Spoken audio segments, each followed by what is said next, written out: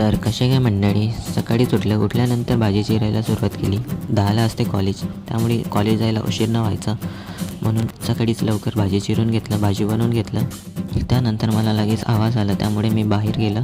बाहेर बघतो तर पोटाची खळगी भागवण्यासाठी एक काका आपल्या नंदी बैलाला घेऊन दारोदार भटकत आहेत.